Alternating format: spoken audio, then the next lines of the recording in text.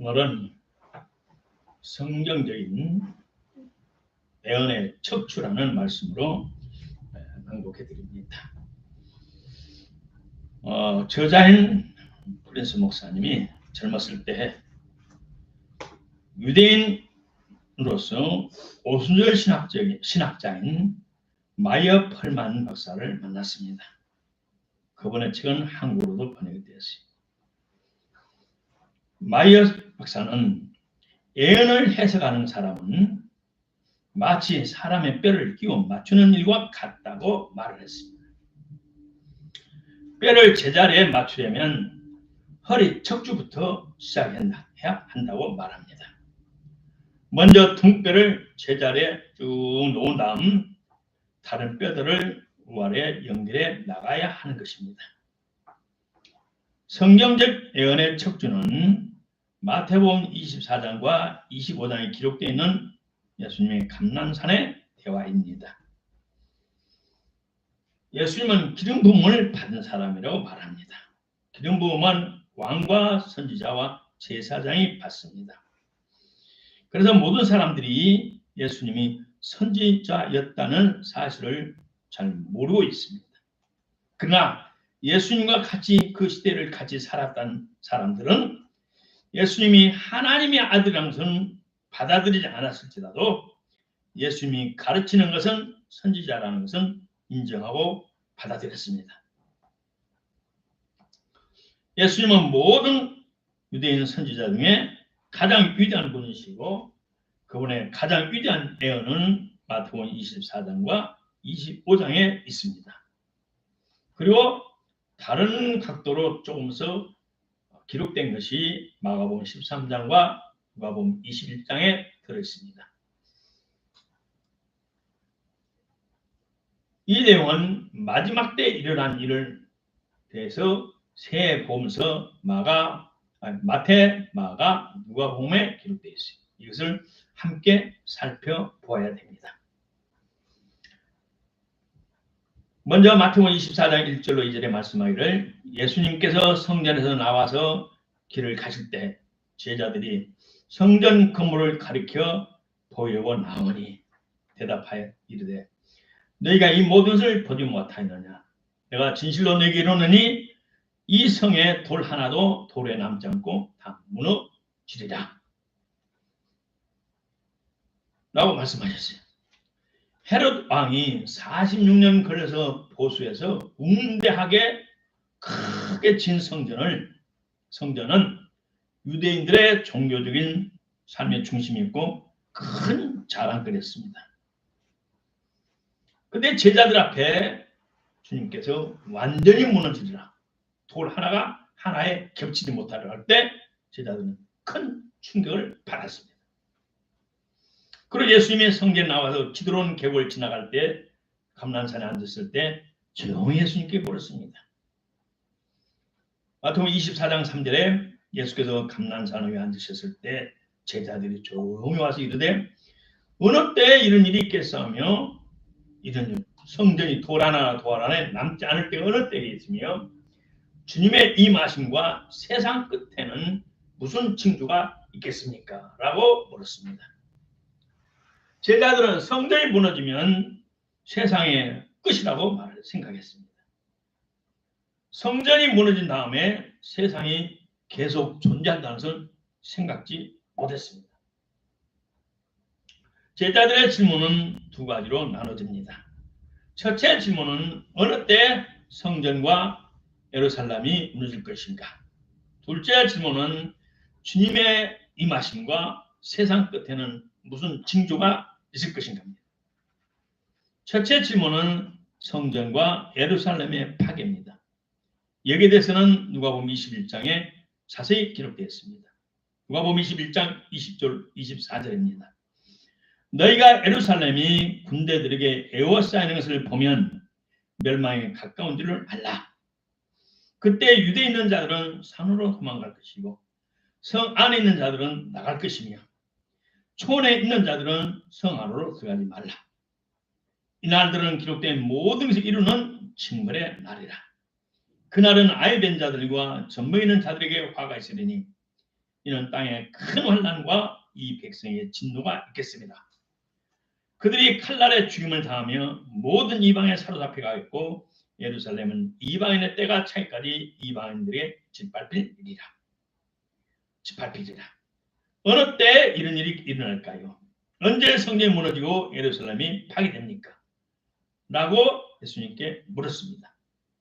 그랬더니 예수님께서 너희가 예루살렘이 외국 군들에게 빙 둘러싸이는 것을 보거든 그 멸망에 가까운 것을 알아라.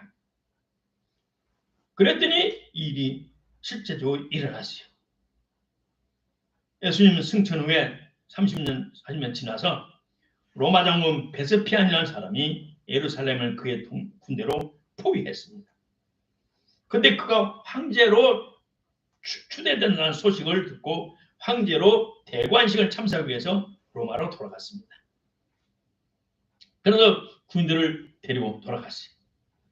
그 다음에 그는 황제가 되었고 그가 파견한 티토스 장군이 와서 예루살렘을 군대로 에워싸고 공격해서 예루살렘을 완전히 무너뜨렸어요. 성전은 철저하게 파괴돼서 돌 하나 돌아오게 남지 않았고 그 당시 유대인 200만 명이 죽임을 당했고 100만 명이 로마 제국의 노예로 끌려갔어요. 예수님의 예언은 반드시 이루어집니다. 오늘 또 예수님의 예언은 말씀은 반드시 이루어집니다. 그날은 아이된 자들과 젖먹이는 자들에게 화가 있으리니 땅에 큰 환난과 이 백성의 진노가 있겠습니다. 그들이 칼날에 죽임을 당하고 모든 이방에 사로잡혀 가겠고 예루살렘은 이방인의 때가 차기까지 이방인들의 짓밟히리라. 이방인의 때는 하나님께서 이스라엘에게 허락하신 이방인의 권세가 다스리는 시기를 말합니다. 그 시는 2000년 동안 지속되었어요. 거의 2000년 동안 1967년 6.1 전쟁을 통해서 이스라엘은 예루살렘의 애성을 되찾았어요. 그러나 예수님의 예언은 완전히 이루어지지 않았어요. 왜냐하면 예루살렘 성전 산에는 여전히 무슬림 사원이 있기 때문입니다. 예루살렘이 이방인의 지배로부터 해방되기 일부 직전의 상태가 현재 상황입니다. 예수님은 다시 말씀하셨어요. 일요일 성신에는 징조가 있겠고 땅에서는 민족들이 바다와 파도와 성난소로 인하여 혼란한 중에 곤고하리라. 사람들이 세상에 임할 일을 생각하고 무수함으로 기절하리니 이는 하늘의 권능들이 흔들리겠습니다.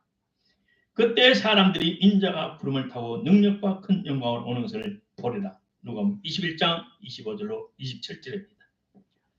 예루살렘이 마침내 이방인의 지배로부터 완전히 벗어날 때 하나님의 탄력 있는 사건들이 순식간에 진행되면서 예수님이 다시 오십니다. 두 번째 질문과 경고. 마태복음 24장으로 갑니다. 예수께서 감람산 위에 앉으셨을 때 주의 임하심과 세상 끝에는 무슨 징조가 있사오리까? 제자들은 예수님께 무슨 징조되라고 말을 안 했어요. 한 가지 징조를 물어봤어요. 무슨 징조가 있사오리까? 예수님은 그 질문에 즉각 대답하는 대신 세상 끝에 일어날 일에 대해서 먼저 경고하셨어요. 마태복음 24장 4절 5절에 예수께서 대답하여 이르시되 너희가 사람의 미혹을 받지 않도록 주의하라. 많은 사람이 내 이름으로 와서 이르되 나는 그리스도라 하여 많은 사람을 미혹하리라. 마지막 때 가장 큰 경고는 거짓 메시아가 활동한다는 겁니다. 그래서 마태복음 24장에는 11절과 24절에 두 번 본문의 24장 4절로 5절 11절 24절에서 세 번이나 거듭 경고하고 있어요. 11절에 거짓 선자가 많은 사람 미혹하겠으며 24절 거짓 그리스도들과 거짓 선지자들이 일어나 큰 표적과 기사를 보여 할 수만 있으면 택하신 자들도 미혹하리라. 4절 5절 11절 24절에 세 번이나 거듭 강조하고 있어요. 마지막 때의 크리스찬들에게 저와 여러분 닥칠 가장 큰 위협은 박해나 전쟁이 아니라 거짓 선지자들에게 미혹이라고 생각합니다. 예수님께서 제자들에게 미혹에 빠지지 않도록 주의하라고 경고하셨어요. 데살로니가후서 2장에도 악한 자의 나타남은 사단의 활동을 따라 모든 능력과 표적과 거짓 기적과 불의 모든 속임으로 멸망하는 자들이 있으리니 이는 그들이 진리의 사랑을 받지 아니하며 구원함을 받지 못합니다. 이러므로 하나님이 미혹의 역사를 그들에게 보내사 거짓 것을 믿게 하심은 진리를 믿지 않고 불의를 좋아하는 모든 자들로 하여금 심판을 받게 하려 하심이라. 데살로니가후서 2장 9절로 12절에 있습니다. 저와 여러분이 거짓 선지자에게 미혹되지 않아야 하려면 진리를 뜨겁게 사랑해야 돼요. 예수님을 뜨겁게 사랑해야 돼요. 이 사랑은 뭐냐? 아가페 사랑을 말합니다. 육신을 초월한 주님을 사랑하는 희생의 사랑을 말합니다. 주님을 뜨겁게 자기 자신을 희생하며 사랑할 때 하나님께서는 미혹되지 않도록 철저하게 우리를 도와주셔요. 하나님께서 양의 구실을 우리가 다 할 때 하나님은 선한 목자의 삶을 다 해주신다는 겁니다. 대강대강 믿으면 하나님도 대강대강 우리를 보호하시긴 아주 축복하세요. 우리가 힘을 다하고 마음을 다해서 뜻을 다해 하나님을 사랑할 때 하나님도 우리를 온 정성을 다해서 보호하고 인도하시고 축복하신다는 말씀입니다. 마태복음 24장 5절에 많은 사람이 내 이름으로 와서 이르되 나는 그리스도라 하니 많은 사람을 미혹하리라. 유대 백과사전에는 예수님 출생부터 지금까지 40명의 거짓 메시아가 이스라엘에 나타났다고 말합니다. 뭐 시간상 40명은 다 말할 수는 없고 바코바라는 사람이 유대인들을 이끌고 로마에 대한 반란을 일으켰어요. 그랬더니 로마 정부가 가만히 있겠어요? 수많은 사람을 죽이고 포로로 잡아갔어요. 그레테 모세라는 사람이 예수님이 곧 오신다고 말하면서 유태인들을 5,000명을 바다로 끌고 나갔어요. 강물이 쫙 갈라진다고. 우리가 물속에 들어가면 강물이 쫙 갈라진다고. 5,000명이 한 번에 다 물에 빠져 죽고 말았어요. 유대 역사의 반복적인 특징 중에 하나예요. 40명이 나타났습니다. 그들은 예수님이 참 메시아인 줄을 모르고 거짓 메시아에게 속아서 계속 억울한 죽음을 당하고 말았어요. 지금까지 성전의 파괴와 거짓 메시아의 출현에 관한 예수님의 예언이 성취된 것을 알아봤습니다. 이제 예수님의 감난산 대화 중에서 우리 시대에 나타나고 있는 징조를 살펴보겠습니다.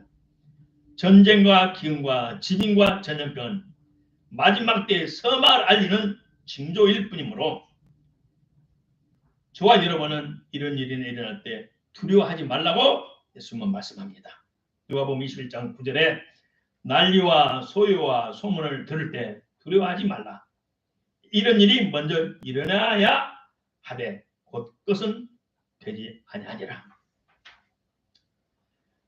예수님은 감난산 대화에서 세계 곳곳에 전쟁과 기근과 지진이 일어날 것이라고 말씀했어요. 마지막 때 민족이 민족을, 나라가 나라를 대적하고 일어났고 곳곳에 기근과 지진이 있으리니 이 모든 것은 재난의 시작이다.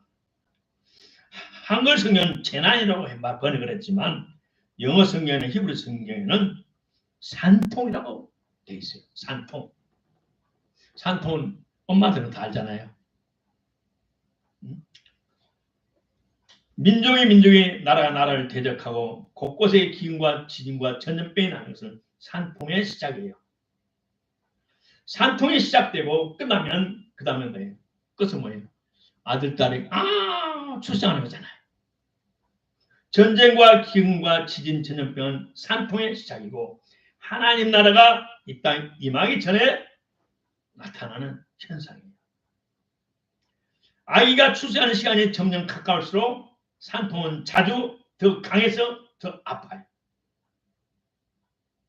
더 아프고 더 자주 일어나고 곧 아이가 출생한다는 소식이에요. 엄마가 임산부가 산통이 아무리 힘들어도 참아야 되잖아요. 애가 나올 때까지. 산통 후에 귀한 아들, 딸이 출생하기 때문에 참아야 돼요.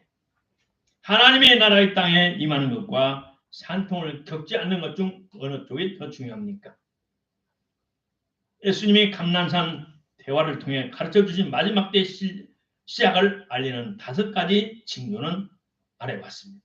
첫째, 전쟁, 기근, 지진, 전염병. 둘째, 크리스찬들이 전 세계에 걸쳐서 핍박을 받아요. 셋째, 크리스찬이라는 사람들이 배신하고 배교를 해요. 소위 신자라는 사람들이 진리를 떠나고 신자들을 밀고 하고 자기들 육신 살기 위해서 진짜 신자들을 고발해서 죽게 만들어요. 넷째로 거짓 선지자를 추종하는 사교 집단이 생기고, 다섯째로 많은 사람의 사랑의 식어버려요. 전쟁과 자연재해는 정상적이에요.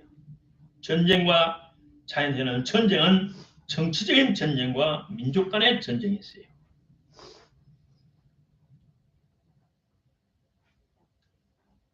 (1차) 1993년 1년 동안 전 세계에서 34개의 전쟁이 일어났는데 그중에 20개가 민족 간의 전쟁이에요. 1993년도. 오늘날 해마다 기근으로 1000만 명 이상이 죽고 있어요. 기근이 닥치면 꼭 전염병이 따라와요. 배가 고프는데. 크리스찬에 대한 박해의 증가. 크리스찬에 대한 박해의 증가. 그것은 정상적이에요. 그때 사람들이 너희를 환난에 넘겨주겠으며 너희를 죽이리니 너희가 내 이름 때문에 모든 민족의 미움을 받으리라. 그래 이 말씀에 대해서 마태복음 24장에서 대해서 그때란 말을 20번 이상 썼어요. 24장, 25장. 그때 사람들이 너희를 환난에 넘겨주겠으며 너희를 죽이리니 너희는 누굽니까? 바로 크리스찬. 성령 받지 않는 크리스찬. 자기 육신의 목숨을 살기 위해서 물과 성령 거듭난 성령 받으를 밀고를 해요. 모든 민족으로부터 미움을 받아요. 그때 많은 사람이 실족하게 되면 서로 잡아주고 서로 미워하겠다. 마태복음 24장 10절. 많은 사람은 크리스찬을 말합니다. 왜 크리스찬들이 서로 배반할까? 자기 목숨을 구하기 위해서 서로 밀고 하는 거예요. 그런 일은 중국에서 일어났었어요. 소련에서 일어났어요. 무슬림 국가에서 일어났어요. 미국에서 앞으로 일어날 거예요. 코로나 안 맞은 사람 전화 고발하면 10만 원 준다. 그러면 주위에서 눈을 버떡 전화 때문에 10만 원 버는데 안 해요? 20만 원 준다. 안 해요? 앞으로 예수님에 대한 믿음을 끝까지 지키는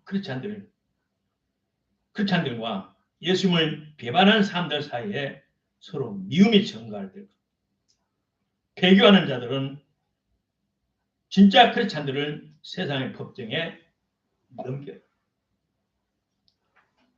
그때 마태복음 24장 11절 그때 거짓 선지자가 많이 일어나 많은 사람을 미혹하겠으며 거짓 선지자가 많이 일어나요. 유다 왕국 역사에 보면 참 선지자는 에레미야 선지자 하나밖에 없어요. 나머지는 전부 가짜들이었고 악령을 받은 사람들이었어요. 그 에레미야 선지자를 핍박을 했어요. 오늘날도 마찬가지예요. 참 선지자는 너무 적어요. 하나님 편에 서서 하나님의 말씀을 올바른 전한 사람은 너무 좋아. 왜냐하면 그렇게 하면 교파에서 교단에서 왕따를 시키거든. 회의해요. 그러지 말아요. 너라면 노가 안 좋아? 교회에서 쫓겨나? 교회에서 쫓아내요. 처자식 있고 노를 대책을 생각해야 되는데 참 선지자는 목숨을 버려요. 하나님을 위해서 목숨을 버려요. 각오로 오른손으로 해요. 사랑이 식어지라. 불법의 성함으로 많은 사람의 사랑이 식어지리라. 여기서 말하는 사람도 그렇지 않은 말이에요. 이 사랑은 아가페 사랑, 주님께서 우리를 위한 십자가의 희생사랑 말이에요. 오늘날 너무나 교회 안에 불법이 많아. 성에서 교회 안에 불법이 많고 교단 안에 불법이 많고 이 사회에 불법이 너무 많으니까 사람들이 냉담해져요. 참 사랑이 예수님 같은 사랑을 실천하는 것이 너무나 적어.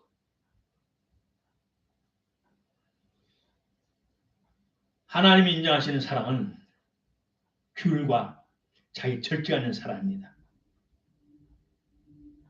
참된 사랑은 자기 중심적이거나 공격적이거나 남을 비평하고 판단하고 정죄하는 그런 것이 아닙니다. 우리는 끝까지 믿음을 지켜야 합니다. 마지막 때가 임박해도 모든 사람의 두려움이나 박해 또는 불법에 정복하지 않습니다. 예수님을 끝까지 믿음을 지켜 순교할 각오를 저희들은 가져야 돼요. 마태복음 24장 13절에 말합니다. 그러나 끝까지 견디는 자는 구원을 얻으리라. 헬라의 원어에 보면 끝까지 견뎌낸 사람은 끝까지 견뎌낸 성도는 구원을 완성하리라. 현재 구원받은 사람이라 할지라도 끝까지 견뎌내야만 구원을 얻는다는 것입니다. 인내를 배우는 길은 오직 한 가지. 시련 중에 인내하는 방법밖에 없어요. 야고보서 1장 2절로 4절 말합니다. 내 형제들아 너희가 여러 가지 시험을 당하거든 온전히 기쁘게 여기라. 이는 너희의 믿음의 시련이 인내를 만들어내는 줄 너희가 아니라. 인내를 온전히 이루라. 이는 너희로 온전하고 구비하여 조금도 부족함이 없게 하려 함이라.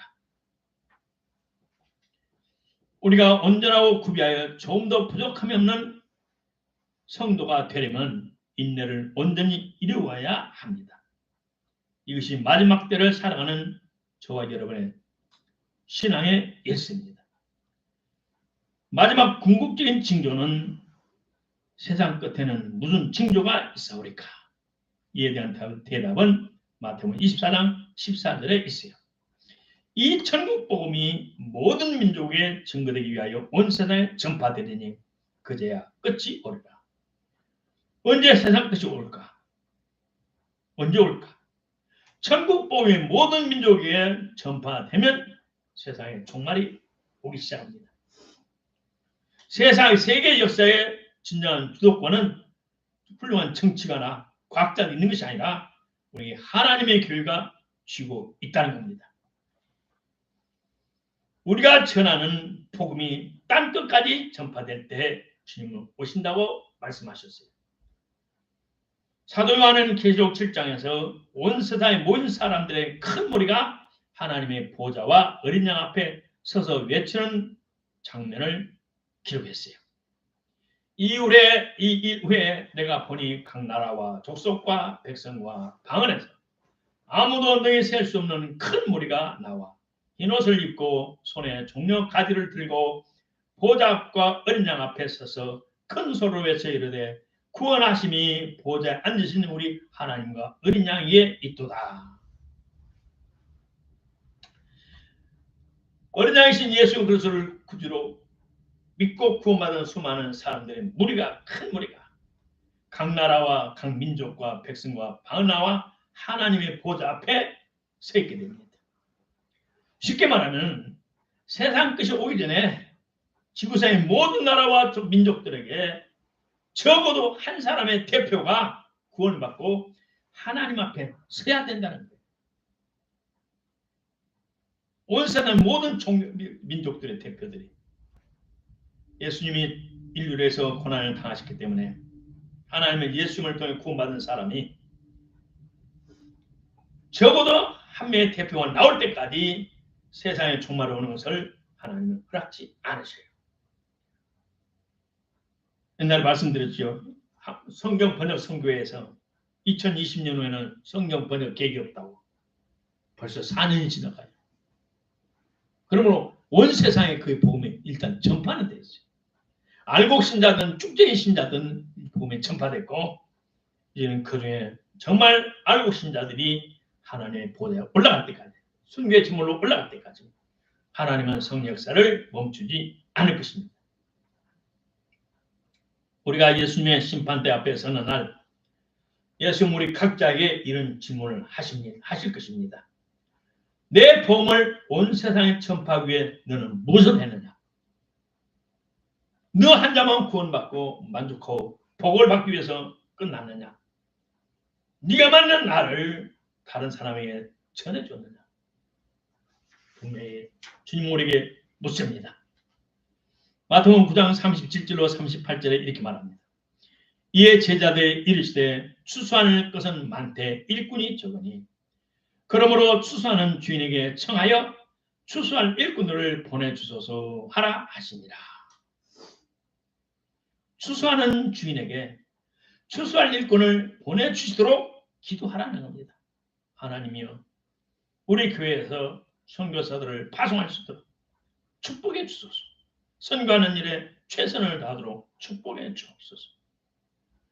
지구에는 우리 지구촌에는 먹을 것이 없어서 잠잘 것이 없어서 힘든 삶도 있지만 그들은 육신의 배만 줄일 뿐이지 생명의 떡을 먹지 못해 영적으로 그들은 배고파하고 있어요. 오늘 그들의 육신의 빵과 생명의 떡인 복음을 같이 전해줘야 됩니다. 마태복음 24장에 우리의 삶의 동기가 무엇인지 오늘 한번 살펴봐야 됩니다.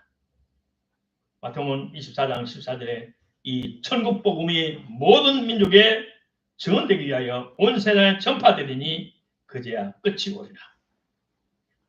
예수님은 천국 복음이 땅끝까지 전파되는 것이 마지막 때를 가리키는 궁극적인 징조라고 말씀하셨어요. 결론적으로 오늘 주님 앞에서 솔직하게 나는 하는 나라의 복음을 위해서 나는 무엇을 하고 있느냐. 주님 저는 직장이든 날마다 전도하고 있습니다. 주님 나는 입이 퉁해서 말할지 못할지 않는데 나는 주님 우리 목사님 하는 일에 최선을 다해서 기도하고 헌금으로 후원하고 있습니다. 하나님 앞에 할 말이 있기를 주의 이름으로 축복합니다. 고맙고 감사하신 아버지 하나님 통솔로 같이 기도합니다. 고맙고 감사하신 아버지 하나님 은혜를 감사합니다. 우리 신앙의 은혜 척추에 대해서 알려주심을 감사합니다. 마태복음 24장과 25절이 은혜의 척추라고 말합니다. 우리 것을 자본에 반복해서 보고 우리 마음에 머리에 새겨서 주님 기뻐하는 마지막 때에 최선을 다해 영혼을 구원하는 일에 우리가 투자할 수 있도록 축복해 주옵소서. 다음 주부터 시작되는 제자 양육에 주님께서 함께해 주시고 번역하는 일에 주님 하늘의 지혜와 성령의 계명, 성령의 조명하심으로 잘 번역돼서 많은 영혼을 살리며 그들을 돕게 하여 주옵소서. 사랑하는 아버지 하나님 겨울에 오가는 일을 축복해 주시고 먼 거리 오는 길을 축복해 주셔서 무사히 잘 도착하고 돌아갈 수 있도록 축복해 주옵소서. 우리 성도들을 축복합니다. 사랑합니다. 하나님의 크신 사랑으로 충만케 하옵소서. 보혜사 성령님 강림하여 주셔서 주님의 말씀이 심령 속에 각인되게 하여 주시고 이 마지막 때 뜨겁게 주님을 사랑하여 미혹의 영이 역사하지 못하도록 주님께서 역사해 주옵소서. 사랑하시는 주님 감사합니다. 오늘도 아버지 예배 참여보다 영상으로 같이 예배드리고 또 나는 영상을 볼 우리 모든 성도들에게 하나님의 크신 은혜와 위로와 축복에 함께해 주옵시고 우리가 마지막 징조를 깨달아서 더 열심히 올바른 신앙생활에 정진하도록 축복해 주옵소서. 예수님 이름으로 감사하며 기도합니다. 아멘.